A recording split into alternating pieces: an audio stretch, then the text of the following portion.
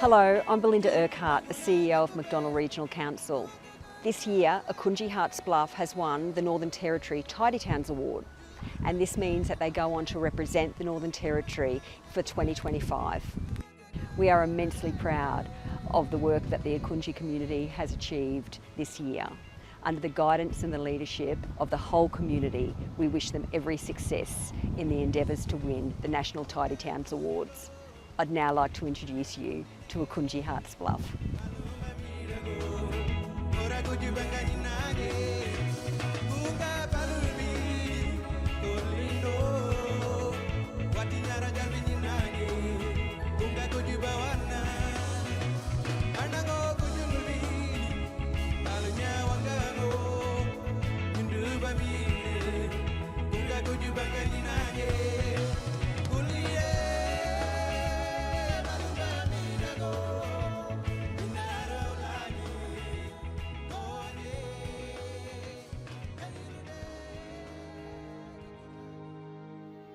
Hello everyone, my name is Douglas Malta Chubrula from Arts Club, Ikuntji. I grew up here and I've seen all the changes that's from the early days to now. Back in the old days, in 1930, there was no mission here. All the missionaries that came from Germany, they stopped at Emmonsburg, they built Emmonsburg up, then Emmonsburg after here. And this way everything started off. Oh, you are only learning Majida. Nana Yundung Ayolo and everybody else. Chungu Arkan Janguranga. Palya. Keep it strong. Communicate, respect, work together, make the community better. Palya. My name's Stuart Miller. I'm one of the area managers for Macdonald Regional Council, and I oversee Haas Bluff, or as it's known in its local Pintabila language, Ikuntji. Ikuntji is quite unique in a community in that everybody within the community is very driven towards a common goal. There's a lot of collaboration goes on within this community. Everybody is working towards cleaner communities and better livability and just a better all-round environment to call their home. Today is such an exciting day for the Nurajura region. This is our first remote local decision-making agreement that's being signed in Central Australia.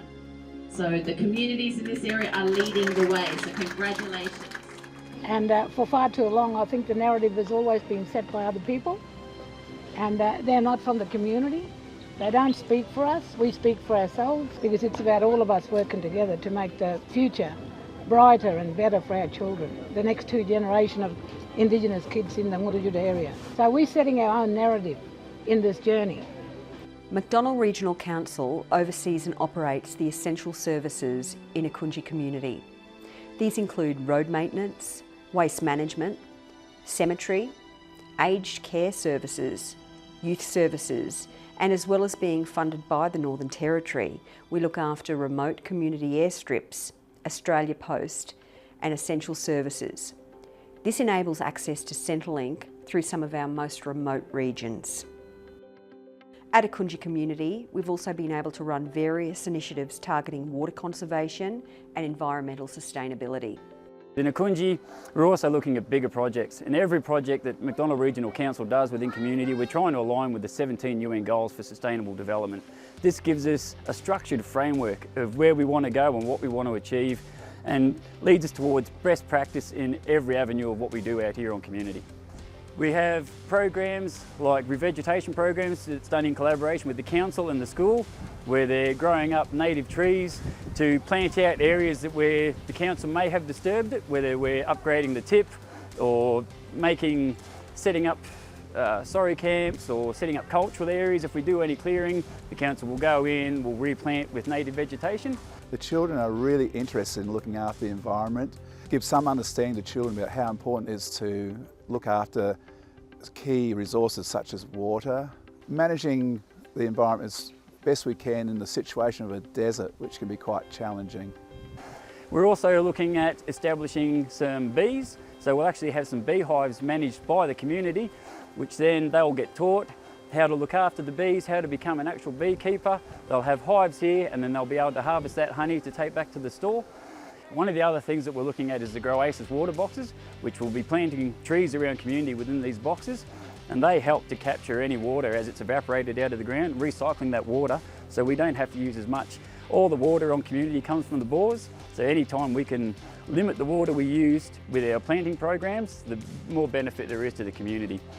Ikuntji Artists Bluff is a dry and desert community. There is limited water available, and any small leak can have huge impact on the water supply for all residents. Our civil team and our essential services officer works with our external stakeholders such as the Power and Water Corporation to ensure that water is used effectively and any leak or any issue is dealt with immediately. Turn off taps and make sure there's no big leaks at the houses and everything, and conserve water. And not having aircon on, like, you know, when it's a cloudy day and cool day. Ikuntji is home to the Forgiveness Cross on top of Memory Mountain. The initiative by Walk a While Foundation has attracted tourism to the region and encouraged economic growth and development, as well as creating local workforce opportunities. When tourism comes to Ikuntji Artists Bluff, the Walk a While Foundation employs the local Ananguma, the local people, to be a tour guides and drivers and like elders like my dad Douglas. The Easter celebration, the second one is coming 2026. It's gonna be a really big one. Yeah, tourists coming to the cross, like anybody can come. Like everybody's welcome to come. Ikuntji is also home to the internationally renowned artworks and fabrics of the Ikuntji artists, whose local artist, Hayley Dodd, has been nominated for the Young Legends Award. Hayley made me proud when I saw him on railway. I was really proud sister-in-law for her. And today I still love her as a sister-in-law.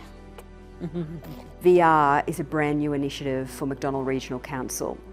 In Artists Bluff, we're working on capturing this wonderful culture for generations to come and building a library for the future. One of the biggest things is being able to do videos with virtual reality for kids in boarding school to feel connected and be able to see what's happening at home and what life is like in community with their family. It's a really good way of them feeling like they still belong to their home in Ikuntji Artists Bluff. When we're capturing oral histories, like, we are seeing that person tell their story, we are seeing their movements, we are part of the environment that they're in. And people have just such a strong, almost visceral response to seeing their loved ones in that environment and being almost with them in that moment. The immersive training and the immersive education elements, so working with the Anangor Language Teachers Program, making first language resources. We've got, you know, the world's oldest culture, you know, and it's orality, where all the knowledge is stored in oral tradition. And now we've got what VR and 360 video is, and that's digital orality. And so with this kind of program, we're mixing the oldest and the newest forms of knowledge. In the last 6 months, there's been major progress in connectivity for the Ikuntji Artists Bluff community. This means that Wi-Fi is now available to everyone and they're able to be connected to the rest of the world. Waste management is an integral part of community life in Ikuntji Artists Bluff. Waste management bays are there for community to sort their own recyclables and be able to reuse anything that they think is appropriate. We are proud of our waste management facility and we have great operators who make it a priority to be environmentally sustainable for the community. Picking up rubbish, going around the community, make sure community is clean and looking good. Working in your own community and just doing what you love, you know. And the local people make own decision. Our new waste management facility was done a few months ago by our waste crew. The pits are roughly about 15 metres wide and about 20 to 25 metres in length, and they're about 4 metres deep. So one of those pits is supposed to last us about 5 years. For the waste management, definitely educating like the community in regards to keeping your rubbish separated, you know, like with the water fill stations, they have counters on them to count how many bottles we've filled up and basically how many bottles we've saved from going into the landfill. Health messaging in the Ikuntji community has also been effective. We've seen a massive reduction in previously high rates of trachoma to nearly eradication levels. Another good thing that's come out is the trachoma program. In the 2 years, we've had 14 to 16 kids that have had cases of trachoma here in Harts Bluff, and in the last 2 years, that case has dropped from like 14 down to like 2 kids. The information that the school and what we try to give kids and the youth programs in regards to clean faces and good hygiene and stuff is getting across pretty good considering that the numbers of trachoma are dropping significantly. So this year, we would also like to acknowledge and nominate Rosie Kingsley, who we all know as Nanny, for the Dame Phyllis Frost Local Hero Award. Her enormous efforts at keeping the community clean and tidy has played a significant part in taking home this year's Northern Territory Tidy Towns Award. Her commitment in regards to keeping the community clean is just unmatched. Like, she's always here at the shop in this public areas, raking up, getting rid of all the rubbish. Basically, the award that she was nominated for is the Dame Phyllis Frost Local Hero Award, which recognises Nanny as an individual, for demonstrating her commitment in regards to keeping community clean. So we're very thankful to have her on board. Like I said, Ikuntji is an amazing community, and the locals here are really pushing the tourism. They want people to come and experience what they have, whether their art or their landscapes or some of their culture. They want to share this with people. It's an amazing community. I love it. I think everybody should come and see it at some stage. It'd be a shame to miss it. It's a great place. Put it on your bucket list. Thank you for watching the beautiful community of Ikuntji Harts Bluff and all that they've done and all that they continue to achieve. We wish them every success in the 2025 National Tidy Towns Award.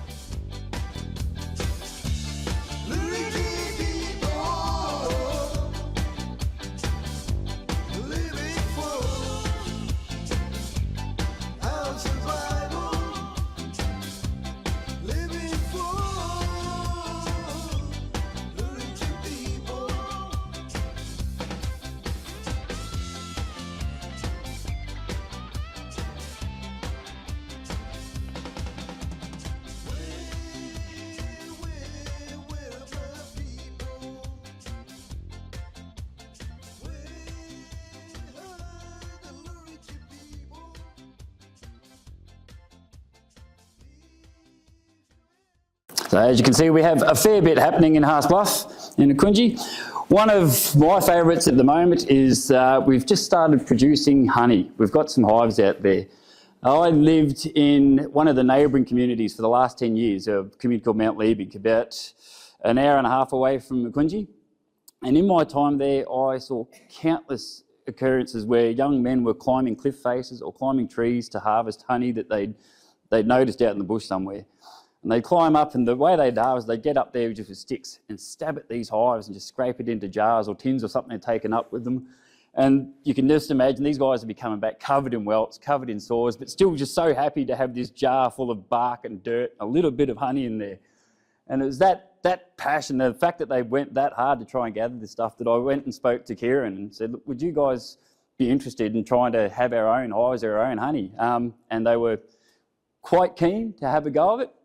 So I spoke to the local beekeeping club, got in touch with those guys, started getting a little bit of information around the hives. It turned out to be not as difficult as I thought it might have been.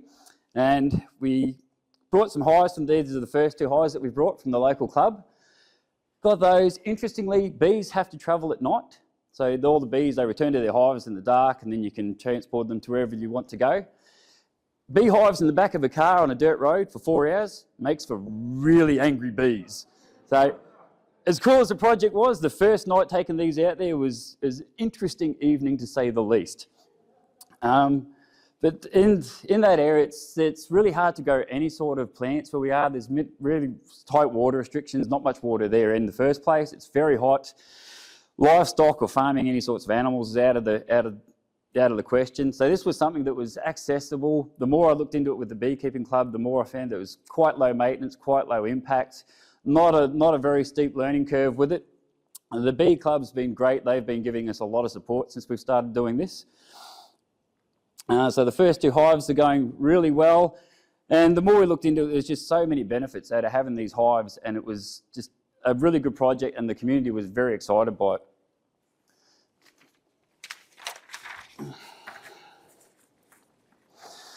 Looking at the benefits of what we can do with these hives, obviously the pollination. Bees are indispensable pollinators. In Australia, there's over 1,700 species of native bee, but the European honeybee still plays a massive role in the pollination of native plants. And biodiversity, they help increase the biodiversity of native flora, obviously, by we're trying to, anywhere we've disturbed land, we're trying to revegetate. We have the schools actually raising native endemic trees for us. So as they're raising up the bees, again, they will help pollinate, they help the ecology of the whole area just becomes a little bit more, just works a lot smoother having these hives on community. Outside of communities, the bees also play a massive role in agriculture. I think in Australia, up to 65% of Australia's agriculture relies on European bees for pollination. So that's a massive chunk of the pollination in Australia is relied on by these European honeybees. Economic benefits, as you saw, the walk a while, the cross, they're looking at a lot of tourism. So Kieran and the guys, they're keen to have these, not only be able to have the honey for themselves as a bit of a resource, but to be able to set up stalls where they can actually take this out and sell it, or have it at the store where they can sell. Beeswax is quite often used in a lot of bush medicines and bush balms. So they can use the honey, can be sold in stores, or it can be have it for themselves. Items like honey in the local remote communities can become a bit of a luxury item. A small jar can be over $10 for a very minuscule bit of honey. So it's something that makes a luxury item a lot more accessible to the community. So as well as having it for themselves, they have all these other options of things that they can utilise from the honey, not just the wax, but things like the venom. We've been speaking with the bee club. They're now harvesting the venoms, where they'll have a little electroplated glass plate that has an electric current through it. The bees will actually go and sting the glass, and then that honey can be, that venom can be collected and sold off. It's mainly used in cosmetics, but there's a few different industries starting to come up, and the club in Alice Springs, they're getting right into the harvesting of the venom, and it's become, most of the hives in there all have a little glass plate on the front of them, so they can just go and turn it on whenever they want and start collecting the venom.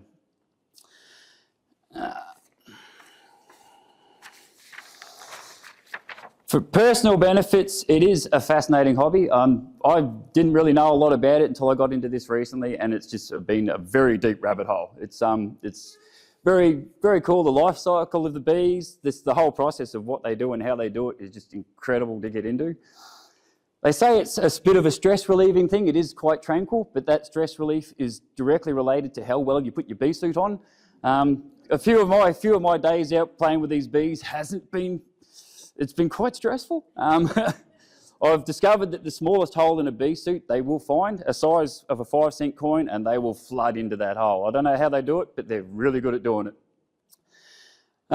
Community connection, everybody on the community has become quite interested in this. In Haas Bluff, they have 3 outstations that they service. I don't know if you're aware, an outstation is just like it's another dwelling just off community. It could be 1, could be 2 or 3 houses, but it's just a separate dwelling just outside the community area somewhere. All the outstations have expressed interest in having their own hives. So each outstation can have their own supply of honey as well as what we have in the community. Like I said, these things like honey can become a luxury item. It's by having the hives, it makes it a lot more accessible, gives them that self-sufficiency. They can have these sugars, have this honey, and it's just something that, like I said, it can be extremely expensive in these stores. So it gives the community something that most of us would take for granted these days. Educational opportunities. The school has already been running some little assignments and programs with the kids where they're going through the life cycle of bees and how they actually collect pollen and how it gets turned into honey. So the school's got on board with this project quite quickly. It's become very popular very fast. I wouldn't say that honey is necessarily more healthy than sugar. They're both made up of glucose and fructose. That's the ones. But the difference is honey also has a lot of natural minerals and vitamins in it that you won't get in sugar. So there is some health benefits. It's not necessarily better than sugar. It has a lower glycemic index than sugar, so you don't get those really hard spikes that you would if you were having processed sugars. So it is not, your kids won't be bouncing off the wall after a spoonful like they would with sugar. But it's the added vitamins and minerals and things that you find in it that sort of set it apart from sugars and make it a little bit of a better item to be using. As I said, with the outstations, it's scalable. We've got 2 hives at the moment. They've been going really well. It's a very harsh environment, very hot, but the hives are really taking to the area. They're working a lot better than I would have expected. The outstations are now quite keen to have a hive at each of their own, so we can start having the whole community sort of servicing each other. And this can then be taken to the stores or can be done at when they have their Walk a Wild, the Cross, the Easter celebrations, any of the big tourism things, they can start producing the honey. We've also asked the girls from the Art Centre to design the logo for us for the Ikuntji honey. The school is raising the plants. We've got the school's got, they got very excited by this, so they're raising a lot of native plants for us. We've done upgrades to our landfill facilities, and we've had some new roads put in. We're doing revegetation projects. We're trying to get some ecological corridors set up, so the school's handling the plants for us. The artists are doing some labelling and making up some designs. And it's, so everybody's got really involved in it, and everyone's quite excited by the prospect of having these hives there and operating the way they are. Barriers with it, luckily in the Northern Territory, the mites and a lot of the issues that you have with hives aren't there. One of the biggest issues is obviously temperature. When it gets really hot, we need to make sure they're in a shaded place because they won't cope being out in the open like they might in other locations. The learning curve, it's not an overly involved process. Like myself, I've only been doing this for a couple of months now. Took the hives out there, and with the support of the local beekeeping club, it's been quite simple to get into. One of the biggest things is the specialist equipment. Obviously you need all the right gear for it, otherwise it can become quite an interesting day out if you're not well protected with them. But so far we've had myself, Kieran, the CSC out on community, Simon, he's got right into it. So a few of us have been wearing the suits and getting in and slowly trying to work it out. The bee club's been great in Alice Springs by giving us support and sort of leading the way and showing us how these things work and what we need to do. It's just been a really cool thing to get behind, and the fact that I've seen local mob do some quite hairy things to get at honey. I've seen kids up 20-metre cliff faces clinging on, stabbing a hive with a stick. It's like, oh. So to have these hives there in a much safer environment, much safer way of collecting, it's been really, really cool to see. So look, that was the main thing I wanted to talk about, these hives. It's been fantastic to do. I've actually brought some of the honey with us. If anybody would like to have a taste of what I would say is Australia's most unique honey. It comes from one of the most remote locations you're ever going to get a jar of honey from. So if anybody would like a taste, we brought a jar to have a go. And there's a lot of things in Harsbluff I'd like to talk about. The hives are the main one, and I think we've already kept you guys here for a lot longer than we expected. So thank you very much for listening to the video and listening to me have a yarn for a while. And if anyone has any questions, go for it.